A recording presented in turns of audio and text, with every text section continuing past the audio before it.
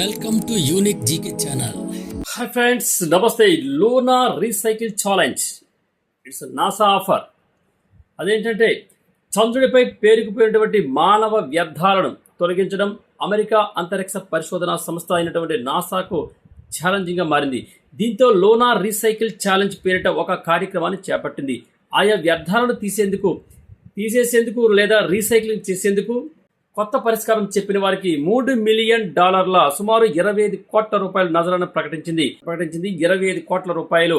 అయితే దాదాపు 50 ఏళ్లుగా నాసా చందమామపైకి వ్యోమగాములను పంపుతోంది. చంద్రుడిపై దాగి ఉన్న పలు అంశాలను తెలుసుకునేందుకు ఈ ప్రయత్నాలు చేస్తోంది.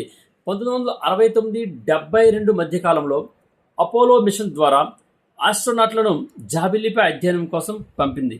అయితే ఆ మిషన్లు 6 సార్లు సక్సెస్ఫుల్గా ల్యాండ్ అయ్యాయి. అలాగే వ్యోమగాములు రీసెర్చ్ కోసం చందమామ నుంచి కొంత నమూనాను కూడా తీసుకురావడం జరిగింది. ఆ సమయంలో లోనారీ మాడ్యూల్లో నిల్వ ఉంచే స్పేస్ లేకపోవడం వల్ల ఆస్ట్రోనాట్లు పనికిరాని వస్తువులను బయటకు విసిరేసి వచ్చారు. వీటిలో మానవ వ్యర్థాలు ఎక్కువ శాతం ఉన్నాయి. అయితే వీటి మొత్తంలో చంద్రుడి మీద 96 చిన్న సంచుల్లో ఈ వ్యర్థాలను వదిలేశారు. వాటిని నీరు, శక్తి, ఎరువుగా మార్చేందుకు చిట్కాలు చెప్పాలని నాసా అడుగుతోంది.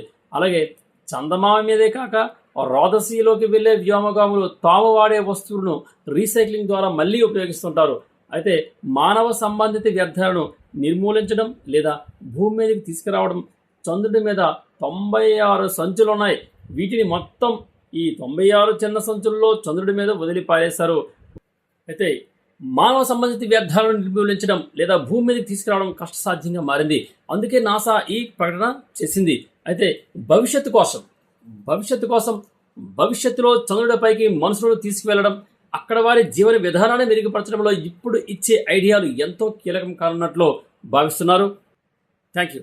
హలో, ఈ వీడియో మీకు నచ్చినట్లయితే సబ్స్క్రైబ్ చేయండి, మిగతా వారికి షేర్ చేయండి, అలాగే లైక్ చేసి కామెంట్ కూడా చేయండి. ధన్యవాదాలు.